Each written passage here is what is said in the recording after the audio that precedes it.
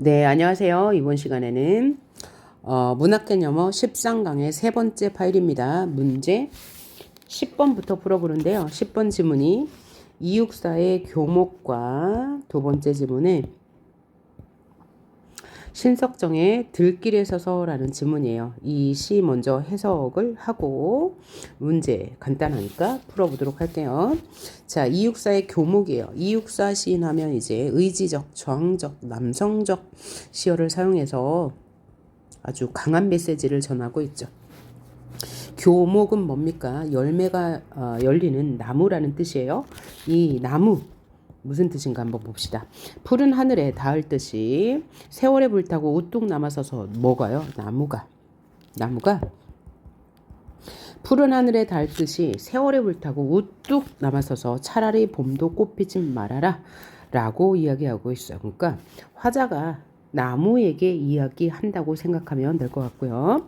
푸른 하늘에 너는 닿을 듯이 서서 세월에 불타고 있는데 세월에 불탄다고 그랬으니까 좀 나무에게는 시련이 될 것 같고요. 우뚝 썼어. 무슨 의미지? 하늘을 쳐다봐야 되죠. 그래서 밑에서 위를 바라본다. 그럴 때 우리는 상승의 이미지가 있다라고 해요. 차라리 봄에도 너는 꽃피지 마. 라고 이야기하고 있고요. 우뚝 서서 너는 봄에도 꽃피지 마. 그러니까 뭐야? 너의 의지를 끝까지 견지해. 라는 얘기죠. 남은 거미집을 휘두르고 거미집이 교목을 휘두르고 있으면 시련일 거예요. 끝없는 꿈길에 혼자 설레는 끝없는 꿈길 뭔가 방황. 그죠? 방황일 거예요. 내적 방황. 갈등이 될 건데 혼자 설레이는 마음. 그런데 꿈길을 설렌다고 했으니까 방황은 아닐 것 같네요. 자, 꿈길을 설렌다 그러면 이 나무에 어떤 의지나 희망, 그죠? 희망에 설레이겠죠. 마음은 아예 뉘우침이 아니라 라고 했어요. 그래서 뭔가 반영론적 관점에서 생각해 본다면 이 끝없는 꿈길은 광복에 대한 의지 이렇게 생각할 수 있고요. 광복을 이루고 싶지만 혼자 설렌다고 했으니까 쉽지 않은 상황, 고뇌라고 해도 되겠네요. 그죠? 고뇌라고 해도 될 것 같고요. 마음은 아예 뉘우침이 아니라 라고 이야기했어요. 굉장히 뭐뭐 말하라, 뭐뭐 아니다 라고 해서 명령적 어조를 통해서 명령적 어조, 명령형 어미를 사용하면 명령적 어조라고 하죠. 그래서 명령적 어조는 단호한 이미지를 느끼게 해요. 단호한 이미지. 검은 그림자 쓸쓸하면 마침내 호수 속 깊이 거꾸러지는 거니까 위에서 밑으로 내려오는 거죠. 그래서 얘는 뭐라고 그래요? 하강적 이미지라고 해요. 검은 그림자가 쓸쓸하니까 어쨌든 부정일 거예요. 쓸쓸하다고 했으니까. 그렇게 되면 시련이 더 오면 마침내 호수 속 깊이 거꾸러져 차마 바람도 흔들진 못할 거야. 왜? 이 교목의 의지가 너무 단단하기 때문에 그러니까 바람도 시련이 되겠네요. 흔들진 못해라. 흔들진 못해라 라고 했으니까 이 교목의 의지가 굳건하다. 그래서 어떤 시련에도 어떤 이 일제의 외압에도 흔들리지 않는 의지라고 생각해 보면 될 것 같고요. 그럼 끝까지 읽어보니까 이육사의 교목, 이 교목은 누굴 말할 거예요? 이육사 자신을 말할 거예요. 그래서 화자를 교목이라고 생각해도 될 것 같습니다. 자, 그리고 여기 보니까 그래서 전체적으로 이 화자는 지금 시련을 견디고 있습니다. 푸른 하늘에 닿을 듯이 세월에 불타면서 우뚝 남아서서 봄도 꽃피지 마. 화자 자신에게 아마 하는 다짐일 것 같죠. 낡은 거미집 휘두르고 이 시련의 상황에서 끝없는 꿈길 이런 내적 갈등을 겪더라도 혼자 설레이는 것 그것도 마음의 뉘우침이 아니야. 너는 지금 잘하고 있어 라는 뜻이겠죠. 검은 그림자 쓸쓸하면 즉 시련이 더 강해지면 마침내 호수 속 깊이 거꾸러질지언정 그죠? 바람에 그 어떤 시련에도 너의 의지는 흔들지 못할 거야 라면서 화자의 강한 의지를 보여주고 있어요. 그럴 때 표현법을 한 번 더 볼게요. 여기에 사용된 부사어가 상당히 많아요. 일단 우뚝이라는 부사어가 있고요. 그 다음에 차라리라는 부사어가 있고요. 아예라는 부사어가 있고요. 차마라는 부사어가 있어요. 마침내라는 부사어도 있네요. 이런 부사어, 아주 강한 부사어죠. 강한 부사어를 통해서 화자의 뭘 강조하는 거예요? 의지를 강조하고 있다. 교목의 의지, 화자의 의지 다 맞는 말이 되겠죠. 그 다음에 상승의 이미지 있고요. 하강의 이미지 있어요. 그래서 이미지의 대조가 있다 그러면 맞는 말이죠. 상승과 하강의 이미지 대조. 그 다음에 뭐뭐해라 뭐뭐해라 라는 명령적 어조를 통해서 화자의 단호한 의지를 강조하고 있다라고 생각하면 될 것 같아요. 따라서 화자는 시련을 견디고 있고요. 정서는 의지를 이제 다지는 시예요. 그래서 인내하고 있다고 볼 수 있고, 태도 의지적이고 저항적이에요. 이 외부의 이런 시련에 대해서 저항하고 있죠. 주제는 어떤 시련에도 흔들리지 않는 화자의 강한 의지, 교목의 의지라고 해주면 될 것 같아요. 자, 그러면 나시를 볼게요. 신석정의 들길에 서서 라는 시를 한번 보도록 하겠습니다. 푸른 산이 흰 구름을 지니고 살듯 원마하는 것처럼 직유법이네요. 푸른 산이 흰 구름을 지니고 사는 것처럼 내 머리 위에는 항상 푸른 하늘이 있다. 뭔가 긍정이죠. 푸른 하늘, 푸른 산, 구름 다 긍정의 이미지예요. 하늘을 향하고 살림처럼 두 팔을 드러낼 수 있는 것이 얼마나 숭고한 일이냐라고 했어요. 그러면 화자는 지금 자신의 인생을 긍정적으로 보고 있네요. 그렇죠? 자, 푸른 하늘이 흰 구름을 지니고 사는 것처럼 내 머리 위에 푸른 하늘이 있는데 하늘을 향해서 살림처럼 이 산에 있는 나무들처럼 두 팔을 드러낼 수 있는 거, 이거 얼마나 숭고한 일이야 라고 인생을 긍정하고 있고요. 두 다리는 비록 연약하지만 젊은 산맥으로 삼고 이 화자를 그죠? 산에 비유해서 지금 설명하고 있어요. 부절히 움직인다는 둥근 지구를 밟았거니 라면서 말줄임표를 사용했네요. 말줄임표를 사용하면 여운을 남기는 효과가 있죠. 푸른 산처럼 든든하게 또 직유법이 있고요.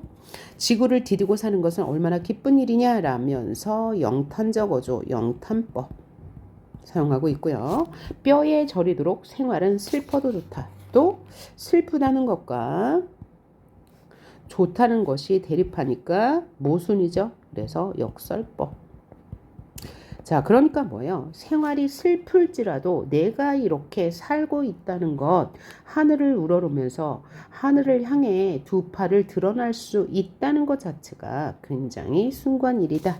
그죠? 힘들면서도 가치 있는 일이다 라고 이야기하고 있어요. 저문 들길에 서서 푸른 별을 바라보자. 저문 들길, 그러니까 어두워진 들길이잖아요. 부정적 이미지일 거고, 푸른 별, 뭔가 희망을 의미해요. 긍정적 이미지죠. 푸른 별을 바라보는 것은 하늘 아래 사는 거룩한 나의 일가다. 그러니까 내가 희망을 버리지 않는 것은 나의 거룩한 일과야 라고 말할 수 있고요. 이 시 역시 신석정 시인이 일제강점기 때 지은 거예요. 그래서 반영론적 관점에서 볼 때는 이 부정적인 시어들, 저문 들길은 뭐가 돼요? 시련, 즉 일제강점기를 상징할 거고, 푸른 별은 뭘 상징할 거예요? 광복. 그래서 현재는 이렇게 시련을 겪고 있지만 그래도 푸른 별, 희망을 생각할 수 있으니 나의 삶은 거룩한 것이다 라고 해석할 수 있겠죠. 그래서 저문 들길, 부정, 푸른 별, 긍정을 사용했으니까 상징적 이미지가 있구나 라고 생각할 수 있고요. 말 줄임표를 써서 그래도 우리의 삶은 희망적이다 라는 여운을 주고 있고요. 그 다음에 영탄법을 써서 화자의 감정을, 화자의 정서를 조금 더 강조하는 효과가 있어요. 자, 정리해 볼게요. 화자는 지금 저문 들길에 서서 희망적 미래를 생각하고 있어요. 자, 그래서 태도는 영탄적이고 희망적, 의지적까지는 아니고 희망적, 그 다음에 긍정적, 미래에 대해서 좀 긍정하고 있죠. 주제는 희망을 잃지 않는 삶의 자세에 대해서 이야기할 때 영탄법을 사용하고 있고요. 그 다음에 역설법을 사용하고 있고요. 또 직유법, 비유법을 사용해서, 그리고 점은들끼리라는 푸른별, 이 상징적 시어를 사용해서 화자의 태도와 정서를 드러내고 있다라고 정리하시면 되겠어요. 자, 그러면 가와 나의 공통적으로 드러난 표현상의 특징을 찾아봐라 라고 했어요. 비유와 상징을 통해 시상을 구체화한다. 자, 비유가 드러나면 시상을 구체화하는 겁니다. 자, 그러면 비유와 상징이 있는지 한번 볼까요? 긍정과 부정이 나타난다. 그러면 상징적 시어가 있는 거고, 그 상징적 시어 속에 뭔가 원관념과의 공통점이 있을 거예요. 원관념이 드러나지 않더라도. 그러니까 비유가 있는 거예요. 여기도 있고, 긍정과 부정 있나요? 있네요. 세월에 불탄다, 실현이고, 봄, 긍정이네요. 그죠? 희망을 의미하니까 비유와 상징이 있다고 할 수 있고요. 나도 긍정, 부정의 시어가 있으니까 비유와 상징이 있다고 할 수 있겠네요. 맞는 말이고, 어조의 변화는 없었어요. 자, 가시 같은 경우 처음부터 끝까지 의지적 어조, 그 다음에 나시는 감탄적 어조, 그죠? 드러나 있습니다. 그런데 변화는 없었고요. 동일한 색채어가 반복되지 않았고, 색채어도 없었고요. 3번 공감각적 표현이 둘 다 없었고요. 화자의 시선이 이동하지도 않았습니다. 우리 다음 시 작자 미상의 동동 한 적 있죠. 고려가요 파트에서. 그래서 원령체, 최초의 원령체에 시가면서 각 월에 따라서 님에게 뭐 드리고 싶은 것 혹은 소망 이런 것을 드러내는, 입을 그리워하는 원령체 고려가요라고 했어요. 그래서 13년으로 이루어져 있고, 한번 봅시다. 동동. 1월 냇물은 얼기도 하고 녹기도 하는데, 그러니까 이 자연은 변하는데 세상 가운데 홀로 태어난 나는 홀로 지내는구나 라고 했어. 그래서 자연은 변하는데 나는 늘 변함없이 혼자야. 그래서 뭐라고 했죠? 자연과 인간의 대비라고 했어요. 자연과 인간의 대비면서 또 뭐라고요? 이 냇물은 화자의 감정을 그죠? 감정과 대비되는 거죠. 그래서 대비의 소재로 뭐라고요? 객관적 상감물이라고 했어요.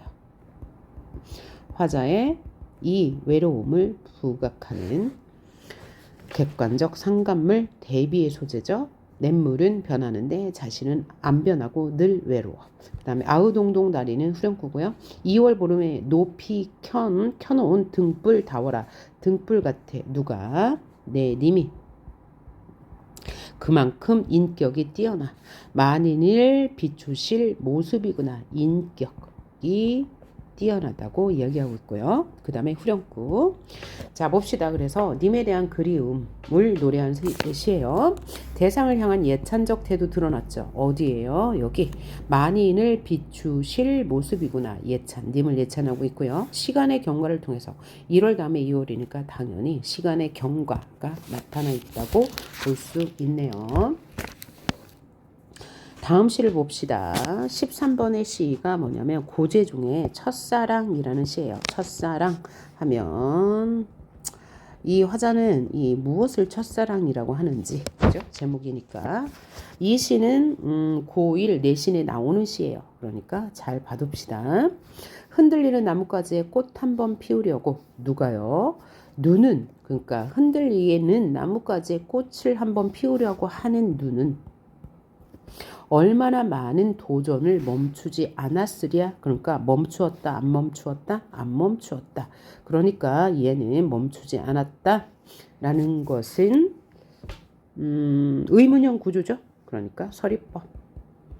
그래서 많은 도전을 한 눈에 대해서 형상화하고 있는데, 왜 도전해요? 나뭇가지에 꽃 한 번 피우려고. 그럼 꽃의 의미가 있을 거예요. 싸그락 싸그락 두드려 보았겠지. 누가? 눈이. 무엇을 두드렸겠어요? 나뭇가지를. 눈이 나뭇가지를 두드렸을 거예요. 맥락상 남분분 춤추었겠지. 누가요? 눈이. 그러면 남분분은 뭐예요? 눈이 흔들리는 모양. 눈이 흔들리는 모양을 음성 상징어 중에서도 의태어를 통해서 생생하게 드러내고 있고요. 미끄러지기를 수백 번 했을 거야 라면서 쉼표를 사용했네요.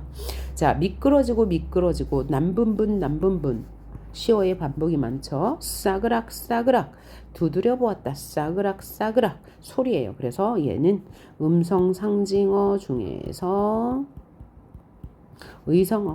의성어니까 청각적 이미지 드러나고요. 자, 그러면 눈이 지금 움직이고 있어요. 왜 움직여요? 나뭇가지에 앉으려고요. 나뭇가지에 앉는 것을 꽃 피운다 라고 이야기했네요. 그래서 비유법이 일단 쓰인 거고요. 바람 한 자락 불면 휙 날아갈 사랑을 위하여 햇솜 같은 마음을 다 퍼준 다음에야 누가요? 눈이 마음을 누구에게 퍼준 거예요? 누구에게? 이 나뭇가지에게.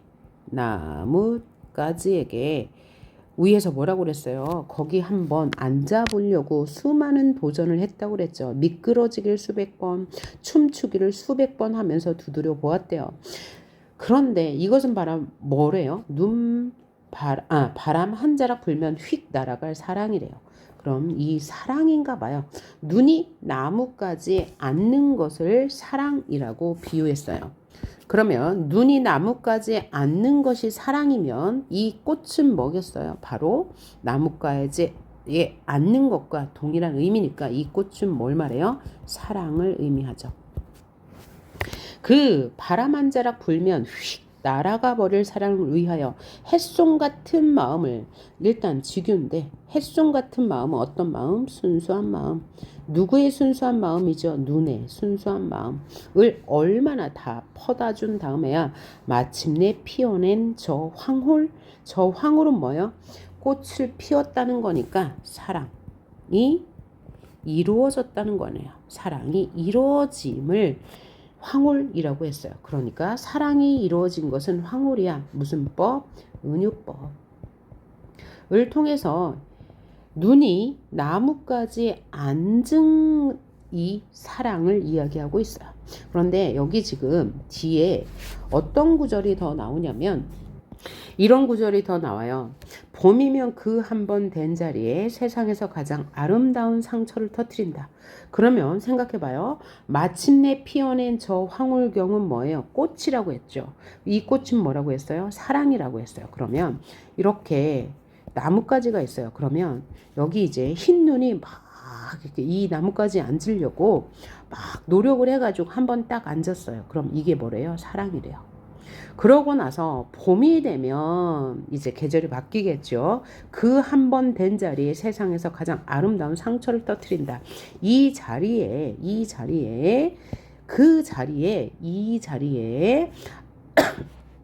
가장 아름다운 상처를 터뜨린다. 그러면 이 가장 아름다운 상처는 뭐가 됐어요?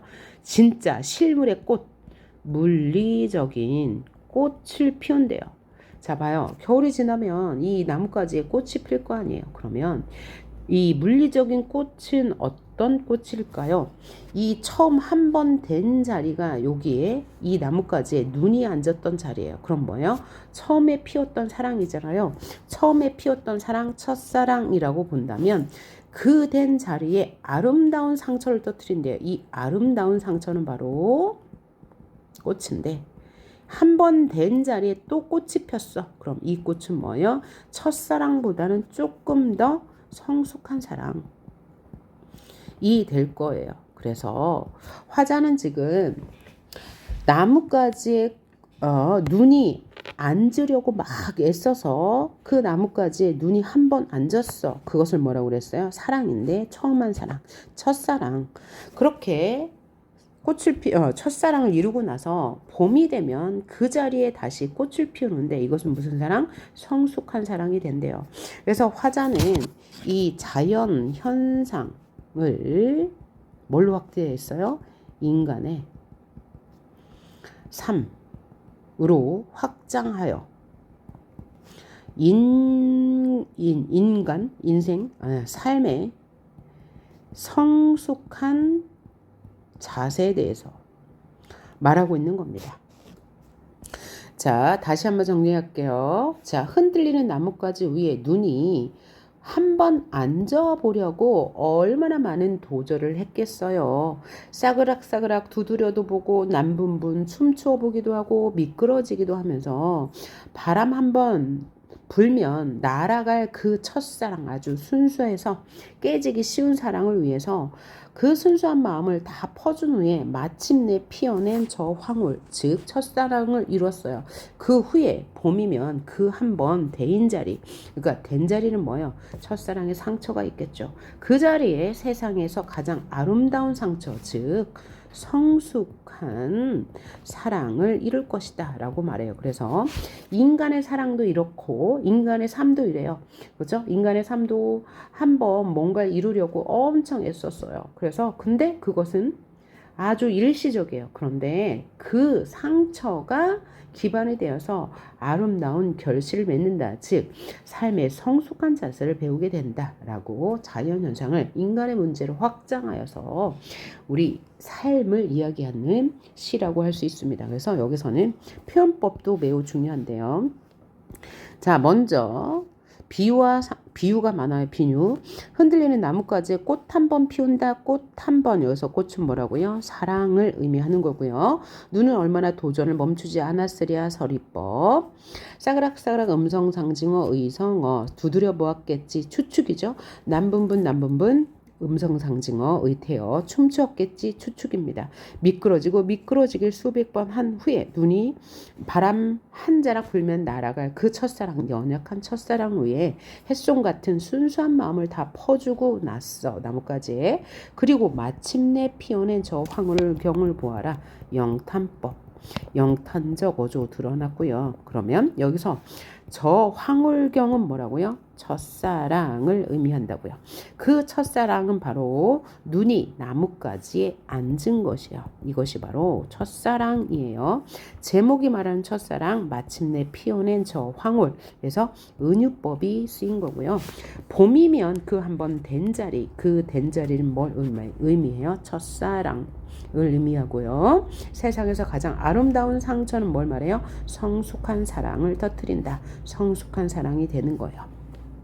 그리고 하나 표현법. 아름다운 상처. 무슨 법이에요? 아름답다와 상처가 충돌하죠. 아름답다 긍정이고 상처는 부정이에요. 그런데 그 이면에 진실을 담고 있죠. 겉으로는 모순이지만 이런 표현법 역설. 그럼 뭘 강조하고 있는 거예요? 마침내 아름다운 사랑을 이루었으니까 긍정적이기도 하지만 그것은 상처를 딛고 일어난 것이다 라고 해서 실현을 의미하니까 역설법이 되겠습니다. 자, 그러면 화자는 지금 눈을 관찰하고 있어요. 정서는 이 눈이 사랑을 이루기 위해서, 즉 눈이 나뭇가지 앉기 위한 노력에 대해서 영탄, 감탄의 정서를 보이고 있고요. 태도는 예찬적이죠. 눈이 사랑을 이루고 그 한 번 된 자리에 봄에 꽃을 피우는 과정을 예찬적인 태도로 바라보고 있고요. 회화적 이미지 그려지죠. 눈이 나뭇가지에 막 내려앉는 모습. 그리고 마침내 피어낸 저 황홀경은 첫사랑이기도 하면서 물리적으로는 나뭇가지에 싹이 돋는 모습이라고도 할 수 있을 거예요. 싹이 돋는 모습 혹은 발아하는 모습이라고 생각하시면 되고요. 그런 다음에 그렇죠? 봄이면 그 한 번 된 자리에 꽃을 피운다 라고 했어요. 아름다운 상처는 뭐야? 바로 꽃이 되는 거죠. 그래서 회화적 이미지 두드러져요.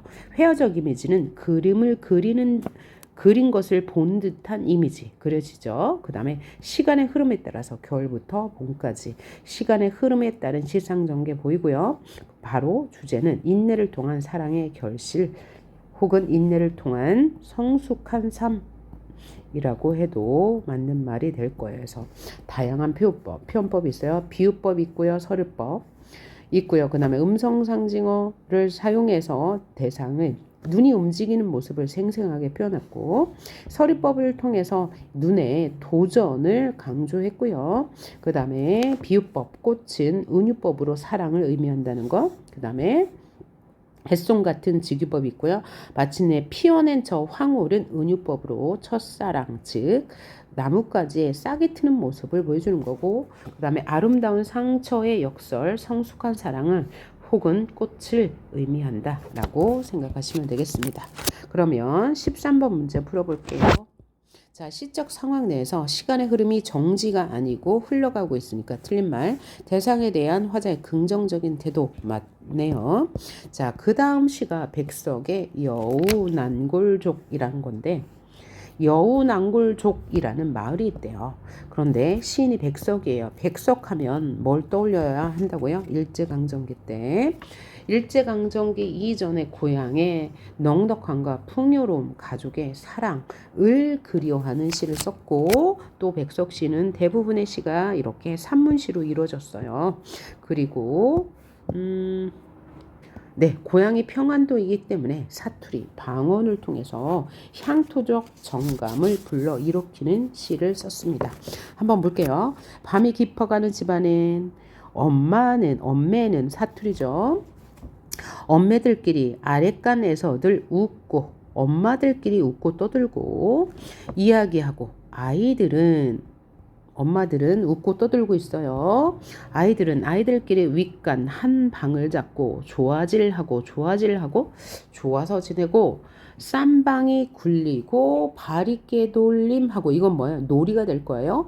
호박대기하고 제비손이 구손하고 이렇게 화대의 사기방등의 심지를 몇 번이나 도두고 그러면 화대의 사기방등 아마 이게 등불을 말할 거예요. 심지를 몇 번이나 돋운다 그러니까 시간의 경과를 나타내요. 시간의 경과. 그러니까 밤새 아이들은 아이들끼리 놀고 엄마들은 엄마들끼리 논다 라는 거예요. 그래서 이 화기애애하고 아주 흥겨운 분위기 느껴지죠.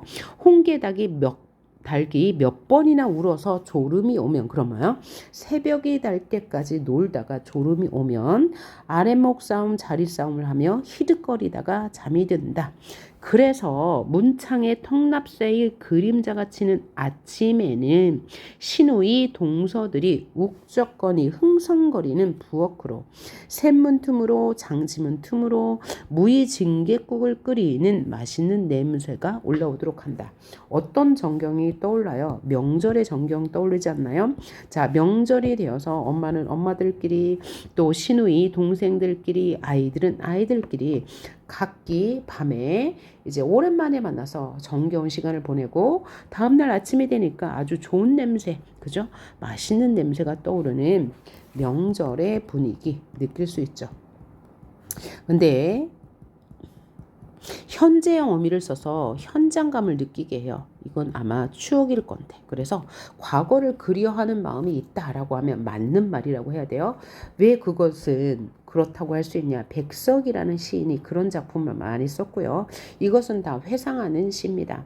백석이 어릴 적에 일제강점기를 겪으면서요. 유랑 생활을 했다고 그랬죠. 간도에서. 그래서 이 고향을 그리워하는 시를 상당히 많이 썼어요. 자, 그러면 이제 표현법을 볼게요. 일단 뭐뭐하고 뭐 있어요? 열거법. 또 모든 시에는 시각적 이미지가 있다고 했죠. 그리고 징계국을 끓이는 맛있는 냄새 했으니까 후각적 이미지 있다고 할 수 있겠네요. 자, 그럼 문제를 봐요. 일상적인 소재 맞죠? 일상적인 소재에 뭐 있나요? 네, 뭐 호박대기 있고 또 조화질하고 또 부엌 뭐 맛있는 냄새 다 일상적인 시어죠. 맞고요. 그래서 소박한 분위기는 뭐냐면 사치스럽지 않은 분위기죠. 그죠? 맛있는 국 냄새의 소박한 분위기예요. 그다음에 시간의 흐름에 따라 시장을 전개하고 있죠. 그죠? 뭐뭐하고 이렇게 새벽 달기 몇 번 울도록 어쩌고 저쩌고 했으니까 심지를 몇 번이나 돋우고 얘도 시간의 경과 나타났어요. 그러니까 맞는 말이 돼요. 그래서 이 시의 화자는 지금 현재형 어미를 썼죠. 현재형 어미를 썼으니까 과거 회상이라고 하면 일단은 여기서는 안 될 것 같고요. 이 시를 끝까지 보면 과거 회상이라는 말을 쓸 근거가 있는데 일단 이 부분엔 없어요. 그래서 화자는 지금 명절 전날이 되겠죠. 흥겹게 놀고 있어요. 그래서 정서는 만족감이죠. 만족감, 즐거움이 되겠고 태도는 굉장히 긍정적이죠. 그래서 주제는 뭐가 되겠습니까? 명절 전날 화목하고 즐거운 분위기. 명절 전날의 화목함이라고 하시면 되겠어요. 자, 여기까지 우리 지금 16번까지 봤는데요. 17번부터는 네 번째 파일에서 또 만나도록 합시다. 수고하셨습니다.